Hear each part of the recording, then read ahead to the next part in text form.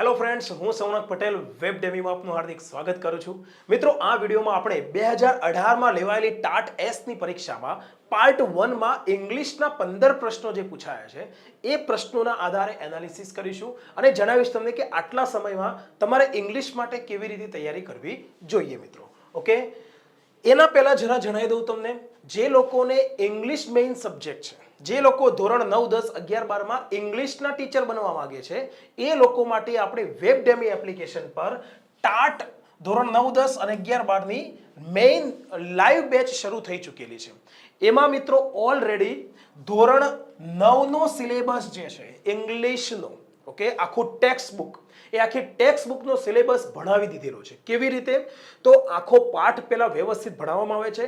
પાઠ ભણાવતી વખતે ભાષાંતર કરતા કરતા દરેક વાક્યના ગ્રામેટિકલ કોન્સેપ્ટ પણ ક્લિયર કરાવવામાં આવે છે, જેથી કરીને ગ્રામેટિકલ કોન્સેપ્ટના પ્રશ્નો તમને પાર્ટ 2માં પૂછે અથવા પાર્ટ 1માં પણ પૂછે તો એમાંથી ઘણા બધા પ્રશ્નો, મોટાભાગના જવાબ તમને આવડી જાય. બીજું, એના પછી વોકેબ શીખવાડવામાં આવે છે. વોકેબની પ્રેક્ટિસ પાછળ એક્સરસાઇઝ આપી છે, એ એક્સરસાઇઝ પણ કરાવવામાં આવે છે. પ્લસ લેંગ્વેજ પ્રેક્ટિસ છે, લેંગ્વેજ પ્રેક્ટિસ પણ કરાવવામાં આવે છે. અને પાઠ અને એક્સરસાઇઝ એ રીતે કરાવીએ છીએ કે ભેગી તમારી મેઇન્સની પણ તૈયારી, મેઇન્સ માટે તમારું જે અંગ્રેજીનો પાયો પાકો થવો જોઈએ, વાક્યો લખી શકવા જોઈએ, એ પણ મિત્રો એની પણ તૈયારી આમાં ઇન્ક્લુડેડ છે. ઓકે, સાથે સાથે મિત્રો હવે ધોરણ 9નો આપણે અઠવાડિયાની અંદર આખો સિલેબસ પૂરો કરી દીધો છે. ધોરણ 10નું સિલેબસ શરૂ થશે હવે, પણ આ ધોરણ 9, 10, 9નો સિલેબસ જે બધા લેક્ચર લાઈવ હતા એ બધા રેકોર્ડેડ ફોર્મમાં તમને મળી ગયા છે, એટલે કે કોર્સમાં ઓલરેડી છે. એટલે તમે ગમે ત્યારે એ વિડીયો ફરીથી જોઈ શકશો અને જોવાના બાકી હોય તો પણ જોઈ શકશો. બીજો પ્રશ્ન એ છે મિત્રો કે ફર્સ્ટ લેંગ્વેજ પણ પૂછાશે, આ લોકોએ કહ્યું છે. જો આ ગુજરાતી માધ્યમમાં તમે અરજી કરી હોય તો સેકન્ડ લેંગ્વેજ પર વધારે મદદ આપવો જોઈએ, પરંતુ ફર્સ્ટ લેંગ્વેજમાં પણ દરેક પાઠના અંતે આવેલી એક્સરસાઇઝ આ કોર્સમાં કરાવવામાં આવશે.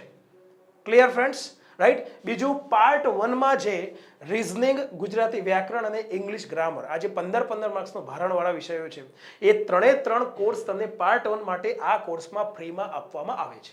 આ તો જરા જણાવી દીધું મિત્રો. બીજું, વેબ ડેમીના જૂના વિદ્યાર્થી મિત્રો હો તમે, તો તમારે આ નંબર પર ફોન કરવાનો છે, તમને એક્સ્ટ્રા ડિસ્કાઉન્ટ મળી જશે.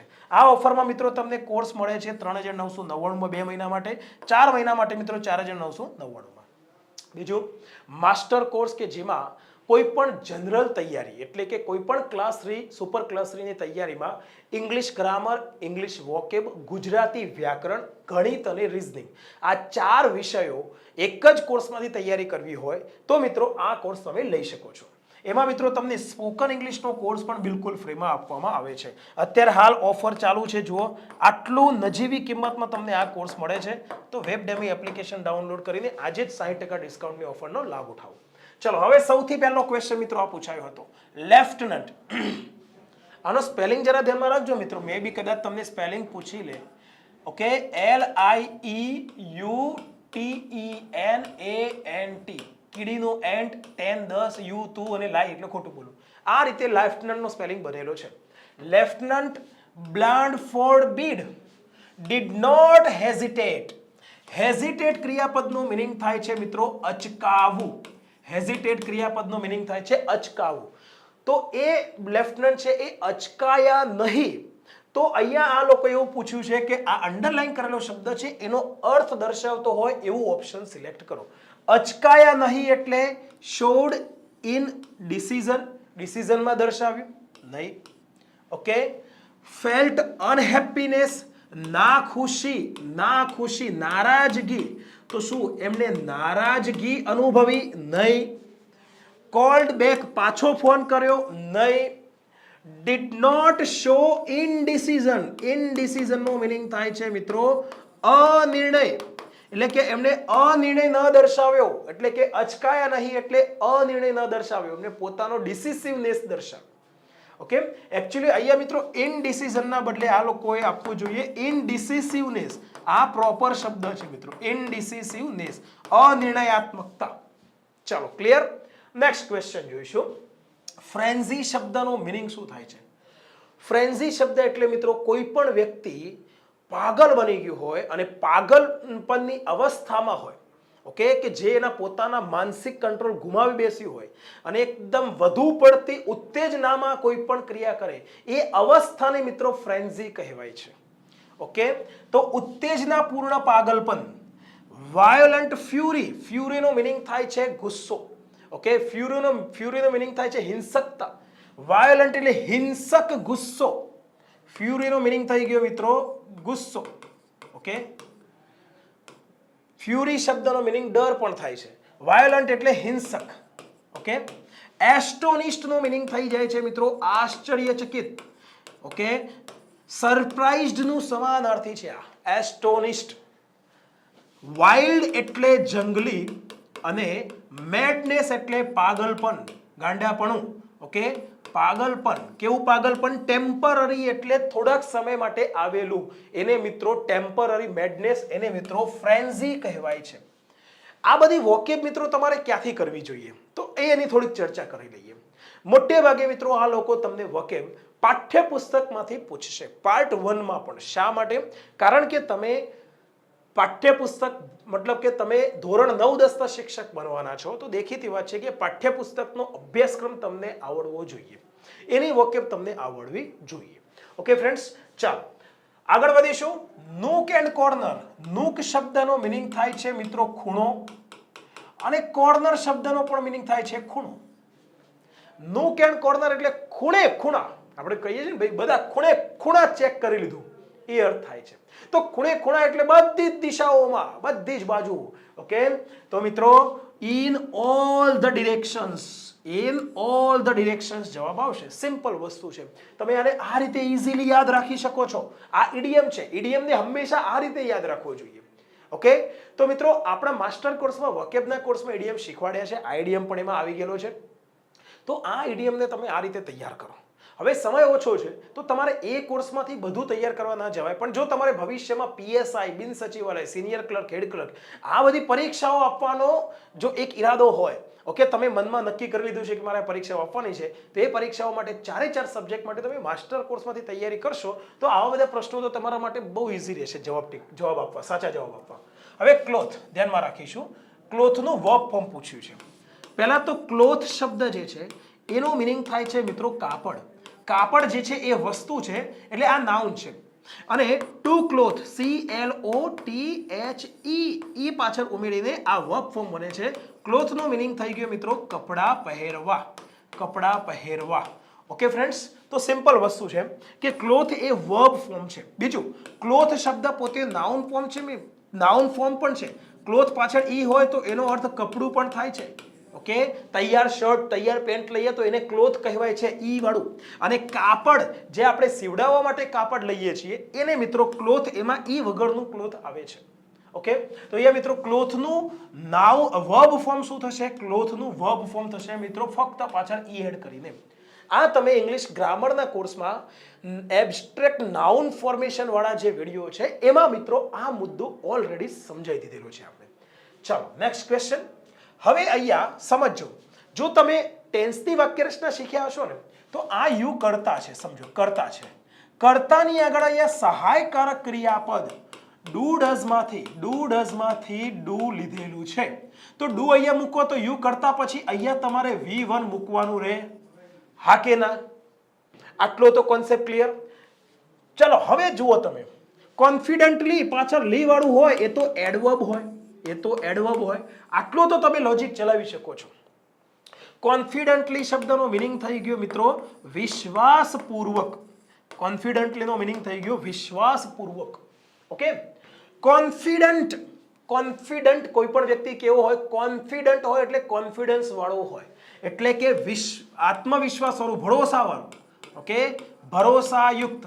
કોઈ પણ વ્યક્તિ પોતાના ઉપર ભરોસો રાખનાર વ્યક્તિ હોય એને કોન્ફિડન્ટ કહેવાય કે યસ હું કરી શકું છું, હું ટાટની પરીક્ષા પાસ કરી શકું છું, પાર્ટ 2 નો સિલેબસ પણ આટલા દિવસો બાકી છે, આટલા દિવસોમાં પણ પાર્ટ 2 નો સિલેબસ પૂરો કરી શકું છું, એવું વિચારનાર વ્યક્તિને કોન્ફિડન્ટ કહેવાય. તો આ તો મિત્રો એડજેક્ટિવ છે, આ તો એડજેક્ટિવ છે, રાઈટ. રહ્યો શબ્દ આ કન્ફાઇડ. ઓલરેડી આપણે આપણા સિલેબસમાં શબ્દ કવર કરી દીધેલો છે. કન્ફાઇડ શબ્દનો મિનિંગ થાય છે મિત્રો ના પર ભરોસો કરવો. અને તમે જેના પર ભરોસો કરશો ને એની આગળ મિત્રો કન્ફાઇડ ક્રિયાપદ પછી ઇન પ્રિપોઝિશન આવે. એના પર એવો ભરોસો કરો કે તમે તમારી પ્રાઇવેટ બાબતો જે છે એને કહીશો અને એ વ્યક્તિ તમને કહેશે. તમે બંને એકબીજાની પ્રાઇવેટ મેટર્સ જે છે એ કહીશો, પણ તમારા 4 કાન સિવાય બીજા કોઈના કાને પહોંચશે નહીં. આવું ભરોસો કરો. એને મિત્રો કન્ફાઇડ ઇન પ્રિપોઝિશન, ઇન ક્રિયાપદ વપરાય છે. તો સિમ્પલ વસ્તુ છે કે આ બે શબ્દો તો સિમ્પલ વસ્તુ છે કે આ એડજેક્ટિવ છે અને આ એડવર્બ છે. તો મિત્રો આ એક ક્રિયાપદ છે. કન્ફાઇડ નો મીનિંગ થાય છે મિત્રો ભરોસો કરવો. ઓકે, ભરોસો કરવો, વિશ્વાસ કરવો. તો સિમ્પલ વસ્તુ છે કે અહીંયા V1 મૂકવાનું છે, તો ઓલરેડી V1 છે કન્ફાઇડ. તો અહીંયા જવાબ આવી જશે મિત્રો confide. Do you confide in your friend? શું તમે તમારા મિત્રમાં ભરોસો કરો છો? મિત્ર પર એવું આપણે ગુજરાતીમાં કહીએ ને, પરંતુ ધ્યાનમાં રાખજો અહીંયા અંગ્રેજીમાં પરના અર્થમાં ઓન નથી આવતું, ઇન આવે છે. ઓકે, અને કન્ફાઇડ નું V2 અને V3 શું થશે મિત્રો? કન્ફાઇડેડ, કન્ફાઇડેડ. ઓકે, કન્ફાઇડેડ. પાછા ડીડી લાગશે. આ કન્ફાઇડ ક્રિયાપદ ઉપરથી જ કોન્ફિડન્ટ શબ્દ આવ્યો અને કન્ફાઇડ ક્રિયાપદ ઉપરથી જ કોન્ફિડન્સ શબ્દ આવ્યો છે. કોન્ફિડન્સ એટલે ભરોસો. કોન્ફિડન્સ એટલે ભરોસો. ચાલો, ક્લિયર ફ્રેન્ડ્સ? નેક્સ્ટ ક્વેશ્ચન જોઈશું. હવે આ પ્રશ્નમાં જવાબ આપ્યો છે ત્યાં પણ ભૂલ છે. ઓકે, ધ્યાનમાં રાખીશું. The worst problem of India. આ વર્સ્ટ મિત્રો સુપરલેટિવ ડિગ્રીનું એડજેક્ટિવ છે. સૌથી વધુ ખરાબ પ્રોબ્લેમ ઇન્ડિયાનો છે ઓવર પોપ્યુલેશન. સૌથી વધુ ખરાબ પ્રોબ્લેમ ઇન્ડિયાનો ઓવર પોપ્યુલેશન છે, વધુ પડતી વસ્તી છે. ઓકે, હવે આ વાક્યને ડિગ્રી ચેન્જ કરવાની કહી છે. ડિગ્રી ચેન્જ કરવાની કહી છે. આ સુપરલેટિવ છે. તમારે નીચે 4 ઓપ્શનમાં સૌથી પહેલા શું આ કોઈ ડિગ્રીનું વાક્ય છે? Over population is a very bad problem of India. અહીંયા તમને ક્યાંય પોઝિટિવ ડિગ્રી ધ્યાનમાં આવે છે? પોઝિટિવ ડિગ્રી કોને કહેવાય? એઝ બેડ એઝ હોય, આગળ એઝ અથવા સો એઝ હોય તો મિત્રો એ પોઝિટિવ ડિગ્રી કહેવાય. આ ડિગ્રીનું વાક્ય જ નથી. બીજું મિત્રો ધ્યાનમાં રાખીશું, વર્સ ધેટ એની અધર પ્રોબ્લેમ. પહેલા તો અહીંયા ધેટ આપ્યું છે અને કદાચ માની લો કે અહીંયા ધેન હોય તો એની આગળ મિત્રો આ જે વર્સ્ટ છે સુપરલેટિવ ના હોય. બીજું સુપરલેટિવની આગળ મોર શબ્દ ના ભાઈ. ધ્યાનમાં રાખીશું, બેડ શબ્દ છે. બેડ એટલે ખરાબ. બેડનું કમ્પેરેટિવ થાય છે મિત્રો વર્સ અને સુપરલેટિવ થાય છે મિત્રો વર્સ્ટ. ઓકે, તો ધેનની આગળ આટલું વર્ષ આવે તો આ વાક્ય રચના જ ખોટી છે.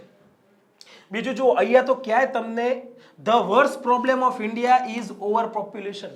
વર્ષ શબ્દ છે તો વચ્ચે પાછળ એના પછી ધેન આવવું જોઈએ, પણ ધેન નથી આપ્યું એટલે આ પણ ડિગ્રીની વાક્ય રચનાના કંઈ ઠેકાણા નથી. અને અહીંયા એ લોચા છે પણ આ જવાબ તરીકે આપેલું છે. અહીંયા સિમ્પલી નો અધર પોપ્યુલેશન નહીં, નો અધર પ્રોબ્લેમ આવે. No other problem. The worst problem of India is over population. ઇન્ડિયાનો સૌથી વધુ ખરાબ પ્રોબ્લેમ પોપ્યુલેશન, ઓવર પોપ્યુલેશન છે. ઓકે, તો no other problem of India is as bad as over population. બીજો કોઈ પણ પ્રોબ્લેમ, નો અધર પોપ્યુલેશન, સૌથી સુપરલેટિવ જે સૌથી શ્રેષ્ઠ દર્શાવ્યું હોય, સૌથી મોટું એકને જ બતાવ્યું હોય, એનું પોઝિટિવ ડિગ્રી કરીએ ત્યારે નો અધર થી પોઝિટિવ ડિગ્રીની વાક્ય રચનાની શરૂઆત થાય છે. તો નો અધર પ્રોબ્લેમ આવી ગયો અહીંયા of India as bad as positive ડિગ્રીની વાક્ય રચના ઓવર પોપ્યુલેશન. એટલે કે ઇન્ડિયાનો બીજો કોઈ પણ પ્રોબ્લેમ ઓવર પોપ્યુલેશન જેટલો ખરાબ નથી. એટલે ઓવર પોપ્યુલેશન સૌથી વધારે ખરાબ પ્રોબ્લેમ છે. બંને વાક્યના અર્થમાં કોઈ ફરક નથી. ઓકે, તો હજુ પણ એ લોકોએ અહીંયા પ્રોબ્લેમ જ રાખેલું છે. અરે સોરી, પોપ્યુલેશન રાખેલું છે. પોપ્યુલેશન નહીં, પ્રોબ્લેમ આવે. No other problem of India. આપણે જે ઇંગ્લિશ ગ્રામરની બુક છે બ્લેક કવરના કવર પેજ વાળી, ઓકે, ઇંગ્લિશ ગ્રામરની બુક વેબડેમીની, એ બુકમાં આપણે આ પ્રશ્ન આપ્યો છે ડિગ્રીમાં, પણ એમાં સુધારો કરીને આપ્યો છે. એમાં અહીંયા પોપ્યુલેશન નહીં, પ્રોબ્લેમ આવે. Okay, clear? ગમે તેવા એક્સપર્ટ તજ્ઞને પૂછજો. તમે તમારી કોલેજમાં ભણતા હો તો તમારા કોલેજના જે ઇંગ્લિશના શિક્ષક હોય, ઇંગ્લિશ લિટરેચરના શિક્ષક હોય, એમને પૂછજો કે સાહેબ આ વાત સાચી કે ખોટી. કહેશે યસ આ વાત સાચી છે, અહીંયા પ્રોબ્લેમ આવવું જોઈએ. ચલો આગળ વધીશું મિત્રો. Could you ખાલી જગ્યા anything from the principal's speech. આચાર્યની સ્પીચ. નોની નુના અર્થ દર્શાવવા માટે અહીંયા એપોસ્ટ્રોફી એસ આવ્યો છે. પ્રિન્સિપાલની સ્પીચ, આચાર્યના ભાષણમાંથી તને કંઈ પણ, એનીથિંગ એટલે કંઈ પણ, તને કંઈ પણ સમજી શક્યો, તું કંઈ પણ સમજી શક્યો. તો અહીંયા મિત્રો સમજવાનો અર્થ દર્શાવવાનો છે. તો સમજવા માટે મિત્રો મેક આઉટ આ એક ફ્રેઝલ વર્બ વપરાય છે. Okay, make out. મેકઅપ નો મીનિંગ થાય છે શણગાર કરવો. ઓકે, મેક વિથ આ બે ફ્રેઝલ વર્બ છે જ નહીં. ઓકે, મેકઅપ નો મીનિંગ શું થઈ ગયો મિત્રો? મેકઅપ કરવો, એ તો તમને ખ્યાલ જ છે. મેક આઉટ નો મીનિંગ થાય છે મિત્રો અન્ડરસ્ટેન્ડ, સમજવું. તો અહીંયા મિત્રો could you understand anything from the principal's speech? આચાર્યના ભાષણમાંથી તું કંઈ પણ સમજી શક્યો? તો could you understand ના બદલે could you make out? ભૂતકાળમાં સમજી શક્યો એટલા માટે could મોડલ વર્બનો પ્રયોગ કરેલ છે અહીંયા. ઓકે, ચાલો નેક્સ્ટ ક્વેશ્ચન જોઈશું. હવે સ્પીચ, આ ડાયરેક્ટ સ્પીચનું વાક્ય છે. Let's have sum rest he said. આમાં સિમ્પલી આપણે આપણા ઇંગ્લિશ ગ્રામરના કોર્સમાં જે ડાયરેક્ટ ઇનડાયરેક્ટ સ્પીચમાં જે નિયમ ક્લિયર કરાવ્યો છે કે લેટ્સ વાળું આજ્ઞાર્થ વાક્ય હોય. લેટ્સ, આ લેટ્સ છે એ મિત્રો લેટ અસ નું શોર્ટ ફોર્મ છે. લેટ અસ નું શોર્ટ ફોર્મ છે. તો એ લેટર્સ વાળું જે લેટ્સ છે એ લેટ્સ નું જ્યારે ઇનડાયરેક્ટ સ્પીચ કરીએ, ઓકે, લેટ્સ ને આપણે એ લેટ્સ વાળા વાક્યનું ઇનડાયરેક્ટ સ્પીચમાં ફેરવીએ ત્યારે અહીંયા જે રિપોર્ટિંગ વર્બ સેડ છે એ સેડને કાં તો સજેસ્ટેડ થાય છે, એને આપણે ઇનડાયરેક્ટ સ્પીચમાં સજેસ્ટેડ કરીએ છીએ અથવા પ્રપોઝડ કરીએ છીએ. એનું કારણ તમને કહી દઉં. Let's have sum rest. Rest એટલે આરામ. ચાલો આપણે થોડોક આરામ કરીએ, તેણે કહ્યું. એને ચાલો આપણે થોડોક આરામ કરીએ એવું કહીને એને સજેશન કર્યું છે અથવા પ્રપોઝ કર્યું છે. પ્રપોઝ કર્યું છે એટલે કે તમારી સામે એક દરખાસ્ત મૂકી છે. ક્લિયર? એટલા માટે અહીંયા આપણે સેડ નું સજેસ્ટેડ અથવા પ્રપોઝડ કરીશું. અહીંયા કર્યું છે નહીં, અહીંયા કર્યું છે નહીં, અહીંયા કર્યું છે નહીં. એકમાત્ર ઓપ્શન બી માં તમને મળી આવે છે. બીજું, હી સજેસ્ટેડ હેવિંગ સમ રેસ્ટ. એમાં હેવિંગ શા માટે થઈ ગયું એ મુદ્દો આપણે એ કોર્સમાં કરાવેલો છે. Okay, clear? ચલો, તો આ વાક્યમાં આ રીતે જવાબ શોધી શકો છો. યાદ રાખી લો, જ્યારે પણ લેટ્સ વાળું, લેટ અસ વાળું આજ્ઞાર્થ વાક્ય રિપોર્ટેડ સ્પીચમાં ઇન્વર્ટેડ કોમાની અંદર વાક્ય હોય તો તમારે એનું ઇનડાયરેક્ટ સ્પીચ કરતી વખતે સે ક્રિયાપદના બદલે સજેસ્ટ અથવા પ્રપોઝ કરવાનું છે. સેડ ભૂતકાળમાં હોય તો સજેસ્ટેડ ભૂતકાળમાં આવશે. સેઝ વર્તમાન કાળમાં હોય તો સેઝ નું સજેસ્ટ એસ લગાડીને થશે. વિલ સે હોય તો વિલ સજેસ્ટ થશે. આ સે જે રૂપમાં હોય એ રૂપમાં સજેસ્ટને મૂકી દેવાની જગ્યાએ. આટલું યાદ રાખી શકો તમે. ઓકે, યાદ રહી જશે. ભગવાનને પ્રાર્થના કરો કે આવો એક પ્રશ્ન પરીક્ષામાં પૂછાઈ જાય, એક રોકડો માર્ક આ રીતે લઈ શકીએ. ઓકે, ચાલો આગળ વધીશું. રેક જે છે એ છે, એનો અર્થ થાય છે મિત્રો દાંતી. દાંતી એટલે ખેડૂતો આ એક ટૂલ છે, ઓકે, એક સાધન છે જેનો ઉપયોગ કરે છે. શેના માટે? તો જે ઘાસ, સૂકું ઘાસ છે, ઓકે, એ સૂકા ઘાસને એકઠું કરવા માટે. રાઈટ? તો એને એક ટૂલ કહેવાય મિત્રો. તો આ રેક છે એ શું છે? જંગલી પ્રાણી છે? નહીં. ક્રિએચર પ્રાણી છે? નહીં. સ્ટોરી વાર્તા છે? નહીં. અ ટૂલ એક સાધન છે ભાઈ. અ આર્ટિકલ એક અર્થ માટે અને ટૂલ શબ્દ છે એનો અર્થ થાય છે સાધન. એક સાધન છે તો જવાબ આવશે ઓપ્શન સી. Okay, right? ચાલો એના પછી આગળ વધીશું. Don't give away to your fear and despair. Despair શબ્દનો અર્થ થઈ જાય છે મિત્રો નિરાશા અને fear નો અર્થ થાય છે ડર. તો તારા ડર અને નિરાશાની સામે give away ના કરીશ એટલે કે ઝૂકીશ નહીં, એની સામે હાર નહીં માનીશ, આવો અર્થ નીકળે છે. give away આ એક ફ્રેઝલ વર્બ છે, ધ્યાનમાં રાખીશું. ઓકે, અને આ ફ્રેઝલ વર્બ આપણે ઓલરેડી વોકેબના કોર્સમાં શીખવાડી દીધા છે. ક્લિયર? તો જો તમારે આવા ફ્રેઝલ વર્બ પાકા કરવા હોય તો વોકેબના કોર્સમાં, માસ્ટર કોર્સમાં વોકેબનો કોર્સ પણ આવી જાય છે. એમાં તમને ફ્રેઝલ વર્બ વોકેબ અધ્યાય 9 માં ફ્રેઝલ વર્બ શીખવાડ્યા છે. તો એ ફ્રેઝલ વર્બ જોઈ લેજો. તમને આ ઘણા આવા ફ્રેઝલ વર્બ જે એમાંથી પૂછાશે જ એવા ફ્રેઝલ વર્બ કરાવેલા છે મોસ્ટ આઈએમપી, તો કામમાં આવી જાય મિત્રો. ક્લિયર? ચલો, તો મિત્રો ડોન્ટ ગીવ અવે એટલે હાર સ્વીકારવી. ગીવ અવે નો મીનિંગ થઈ ગયો હાર સ્વીકારવી, ઝૂકી જવું. ઓકે, તો ધ્યાનમાં રાખો. ફોરગેટ એટલે ભૂલી જવું, તો આ જવાબ નહીં આવે. લુક ફોર એટલે સર્ચ ફોર, શોધ કરવી. આ તો બહુ હવે તો ગોખાઈ ગયું છે બધાને. શોધ કરવી આ અર્થ થશે, તો આ પણ નહીં આવે મિત્રો. ઓકે, ડિનાય એટલે ના પાડવી, તો આ પણ નહીં આવે મિત્રો. ડિનાય નો અર્થ શું થાય છે? ના પાડવી. એટલે કયા કોન્ટેક્સ્ટમાં? તો તમે ભૂતકાળમાં આવું નથી કર્યું એવી ના પાડવી. અને ભવિષ્યમાં આવું નહીં કરું, કોઈ તમને ઓફર આપે, કોઈ તમને કોઈ પ્રલોભન આપે ને તમે કહો હું નહીં કરું, તો એના માટે રિફ્યુઝ ક્રિયાપદ વપરાશે. ઓકે, ચાલો. સબમિટ, સબમિટનો એક અર્થ થાય છે જમા કરાવવું. સબમિટનો બીજો એક મિનિંગ થાય છે ની સામે ઝૂકી જવું. yieldએનું બીજું એક સમાનાર્થી છે મિત્રો, yield. ઓકે, યાદ રહી જશે. ઓકે, તો હાર સ્વીકારવી, ઝૂકી જવું, કોઈની સામે ઝૂકવું. જેની સામે ઝૂકશો એની આગળ મિત્રો ટુ પ્રિપોઝિશન આવશે. તો અહીંયા ટુ પ્રિપોઝિશન આવ્યું છે, જુઓ. Don't submit to your fear and despair if you want to succeed. આ સક્સીડ મિત્રો V1 છે, મૂળરૂપ છે, ધ્યાનમાં રાખજો. ઘણા લોકો ઓકે સક્સીડ ને V2 V3 ગણે છે, ધ્યાનમાં રાખીશું. ટુ સક્સીડ, સક્સીડ નો અર્થ થાય છે મિત્રો સફળ થવું, અને સક્સીડ નું V2 મિત્રો પાછળ ઈડી ઉમેરીને V2 બને છે, અને V3 પણ મિત્રો સક્સીડેડ ઈડી ઉમેરીને V3 બને છે. ઘણા લોકો આ જે V1 છે ને એ V1 ને પાછળ આ ઈડી જોઈને V2 અને V3 ગણે છે. એકચ્યુઅલી સક્સીડ મૂળ રૂપ છે એ સક્સીડ ને વળી પાછળ ઈડી લગાડીને એનું V2 અને V3 થાય છે. તો આવી ભૂલ ન કરશો નહીં તમે. કદાચ મે બી મારા જેવો હોય, મને ખબર છે કે આવો ઘણા બધા લોકો ભૂલ કરે છે, તો મને ખબર છે, તો મને જો પ્રશ્ન કાઢવાનો કે તો આનો પ્રશ્ન હું કાઢી શકું. ઓકે, સક્સીડ વાક્ય આપી દઉં. સક્સીડ, બોલો, આ V1 છે, V2 છે, V3 છે, એટલે કે બેઝ ફોર્મ છે, ઇન્ફિનિટિવ છે, પાસ્ટ ફોર્મ છે કે પાસ્ટ પાર્ટિસિપલ છે, આવો પ્રશ્ન પૂછી શકું છું. તો શું જવાબ આવશે? ઇન્ફિનિટિવ અથવા બેઝ ફોર્મ. મૂળ રૂપ છે V1 છે, એને ઇન્ફિનિટિવ અથવા બેઝ ફોર્મ કહેવાય છે.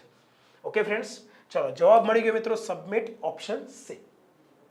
હવે અહીંયા યોગ્ય કંજંક્શનનો પ્રયોગ કરીને તમારે બે વાક્યોને જોડવાના છે. બંને નકાર વાક્યો છે, જુઓ. He did not care for health, he did not care for wealth. Health એટલે સ્વાસ્થ્ય અને વેલ્થ એટલે સમૃદ્ધિ, સંપત્તિ. ઓકે, સમૃદ્ધિ, સંપત્તિ. ઓકે, તો તેને સ્વાસ્થ્યની કઈ પરવા નહોતી અને એને વેલ્થની સંપત્તિની કઈ પરવા નહોતી. એટલે બેમાંથી એકેયની પરવા નહોતી. તો બેમાંથી એકેય નહીં એવો અર્થ દર્શાવવા માટે આપણે નાઈધર નોર નો પ્રયોગ કરીએ છીએ. અહીંયા નોર નથી ગયો. આઈધર ઓર નો પ્રયોગ કરો તો આગળ વાક્ય નકાર બનાવવું પડે. વાક્ય નકાર બનાવી નથી ગયું. ઓકે, બીજું મિત્રો, ડીડ નોટ કેર સાદા ભૂતકાળની વાક્ય રચના છે. સાદા ભૂતકાળમાં હેઝ ટુ ક્યાંથી આવે? ગયો.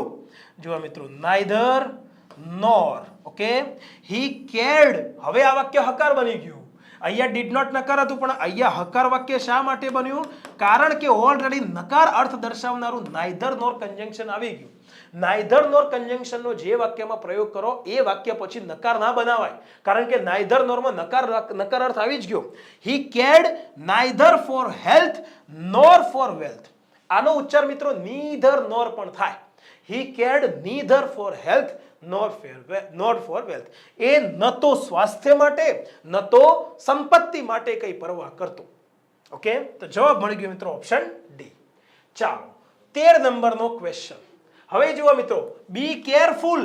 ઓર, અહીંયા જે ઓર છે એ અધરવાઇઝ ના સમાનાર્થી તરીકે વપરાયું છે. ઓર નો મીનિંગ થઈ જશે મિત્રો નહીતર. Okay, you will lose the chance. Be careful, careful રહેજે. ઓકે, સચેત રહેજે, નહીતર તું ચાન્સ ગુમાવી દઈશ. ઓકે, હવે અહીંયા આ વાક્યમાં તમારે ઇફ કંજંક્શનનો ઉપયોગ કરીને આ વાક્યને ફરીથી બનાવવાનું છે. તો તમારે સિમ્પલી પહેલા તો નીચે 4 ઓપ્શનમાં કયા વાક્યમાં પ્રોપર અર્થ નીકળે છે એ શોધવાનું છે. If you will be careful, you will lose the chance. જો તું કેરફુલ રહીશ તો તું ચાન્સ ગુમાવી દઈશ. આ અર્થ યોગ્ય છે? નહીં. બીજું, ગ્રામેટિકલી ખોટું વાક્ય છે. ઇફ પછીનું વાક્ય સાદા ભવિષ્યકાળમાં નહીં આવે. ઇફ પછીનું વાક્ય સાદા વર્તમાન કાળમાં આવે, ભલે એ સાદા ભવિષ્યકાળનો અર્થ દર્શાવતું હોય. If you are careless, careless એટલે બેદરકાર. જો તું બેદરકાર રહીશ તો you will not lose the chance. જો તું કેરલેસ બેદરકાર રહીશ તો તું ચાન્સ ગુમાવીશ નહીં. આ અર્થ મેચ થતો નથી. ઇફ યુ આર કેરફુલ, જો તું કેરફુલ રહીશ તો you will not lose the chance. Okay, you will not lose the chance perfect છે. જો તું કેરફુલ રહીશ, એટલા માટે જ મિત્રો હંમેશા ગ્રામેટિકલ કોન્સેપ્ટ મિનિંગ સાથે ક્લિયર કરવા જરૂરી છે. અહીંયા તમે શોર્ટ ટ્રીકો કામમાં નહીં આવે તમને. ઓકે, આ કોઈ સિંગલ ખાલી જગ્યા નથી કે ટુ પછી મૂળ રૂપ આવે, આવી બધી શોર્ટ ટ્રીકો અહીંયા કામમાં નહીં આવે. Clear? If you are careful, જો તું કેરફુલ રહીશ તો you will not lose the chance, તો તું ચાન્સ ગુમાવીશ નહીં. પરફેક્ટ જવાબ મળી ગયો option C. If you are careful you will lose the chance. ખોટું ભાઈ, જો તું કેરફુલ રહીશ તો તું ચાન્સ ગુમાવીશ.